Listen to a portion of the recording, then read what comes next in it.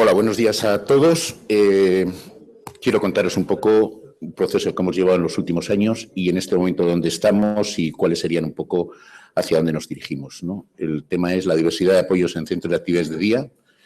Y bueno, pues para ello lo que me gustaría al principio es en 30 segundos contaros un poco lo que nosotros llamamos el modelo guipuzcoano, que es un modelo diferente al que podemos tener en nosotros, digamos, provincias de Euskadi y a la vez diferente a otros ámbitos del Estado.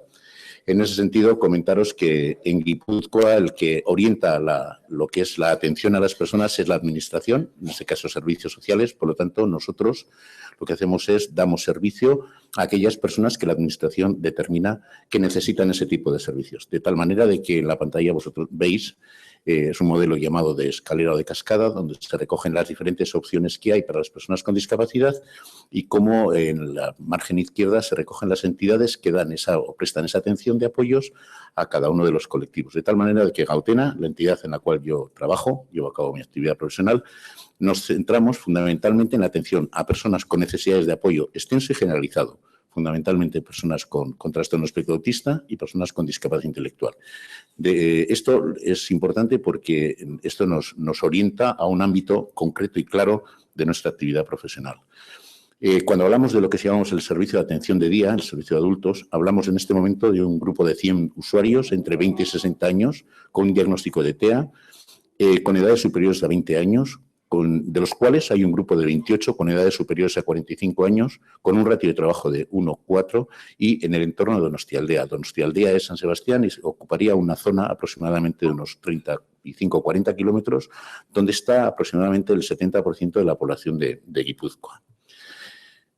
Recientemente hicimos un análisis de las necesidades del colectivo y nos encontramos con que con esas 100 personas y teniendo en cuenta que el trastorno espectro autista es un trastorno muy heterogéneo, nos encontramos también con una variedad de intereses, una variedad de desarrollo de habilidades funcionales por parte de las personas que componían el servicio y, por otro lado, con unas necesidades de apoyo variables, de personas que tienen pues, unas necesidades de apoyo extenso, pero que tienen unas buenas habilidades sociales, interés en la comunidad y demás, a otras personas que necesitan un apoyo más intenso, ¿no?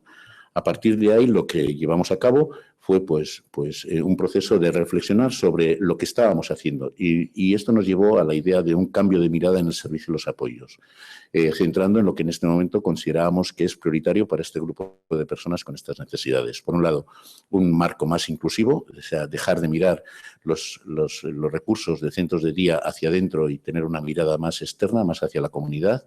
La flexibilidad, dejar de funcionar con grupos estancos, con un profesional, sino que exista la posibilidad de poder flexibilizar los grupos. Esto en colectivos como personas con TEA es muy complicado porque son personas que requieren pues, una estructura y requieren unas personas concretas que son los que les hacen los apoyos y el cambio de profesionales puede generarles muchas dificultades. Por otro lado, el ajustarlo a los tamaños. Veníamos de una forma de entender los centros de día numerosos, con muchas personas, etcétera, etcétera, la movilidad, el facilitar el recurso, los accesos a lo que es el entorno y la utilización de unos recursos que tradicionalmente veníamos utilizando en el ámbito de lo que serían los servicios sociales, no sé, polideportivos, centros de deporte, etcétera, etcétera, y ir abordando otros ámbitos sociales como podían ser pues, bibliotecas, centros de tercera edad, etcétera, etcétera. Y en ese proceso tendríamos en este momento como 3 grandes líneas de trabajo. Por un lado, los centros de actividades de día. Tradicionalmente era el grupo donde más personas llevaban a cabo sus actividades dentro del programa de atención de día. Por otro lado, la generación de lo que llamamos unidades integradas en la comunidad. Son unidades muy pequeñitas, de hasta 12 personas, que están utilizando unos recursos céntricos en la comunidad, normalmente un espacio entre 130 y 150 metros cuadrados para 2 grupos de, en total, 12 personas con 2 profesionales y como resultado de este proceso de envejecimiento, pues dar respuesta a este colectivo de personas que en este momento comentábamos que eran como 28, que pasan de los 45 años y que bueno, empiezan a tener pues unas dificultades importantes. Hasta ahora la política de la Administración ha sido que estas personas cuando llegaban a una determinada edad, aproximadamente 60 años, 62, eran personas que orientaban hacia lo que eran servicios de la tercera edad. En la medida que la organización ha ido desarrollando servicios de vivienda para este colectivo de personas, pues vemos que tenemos que darle una alternativa diferente. Creemos que el proceso de envejecimiento de las personas tiene que ser igual, tienen las mismas necesidades que los demás y, por lo tanto, su entorno vital tiene que ser similar al de los demás. Es decir, no tienen una fecha de caducidad. Y, por último, estaría esas unidades de envejecimiento que tratamos de alguna forma de darles un carácter más propio y adaptado a lo que es esa etapa, ¿no?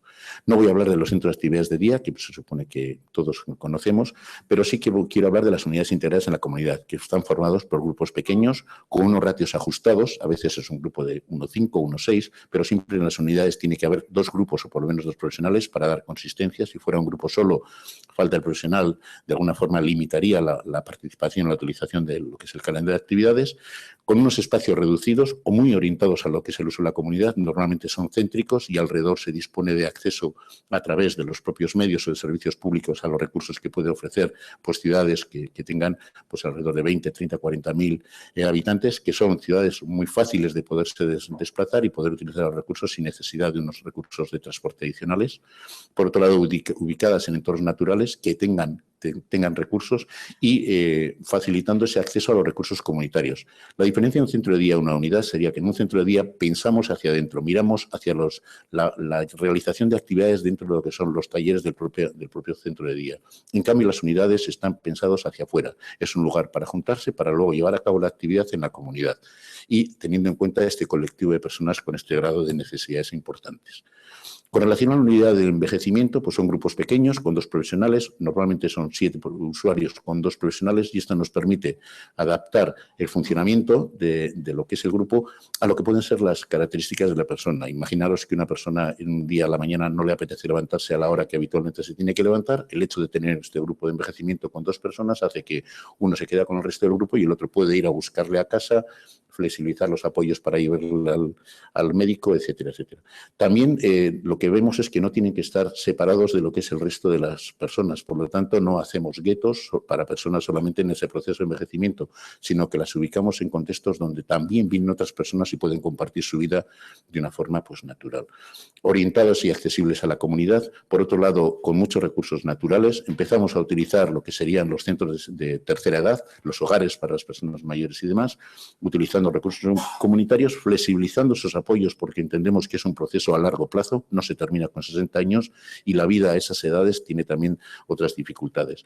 Y por otro lado, apoyados en lo que se llama los principios de envejecimiento activo, los temas de salud, relaciones sociales, la parte del afecto y la autodeterminación y la gestión de su propia vida.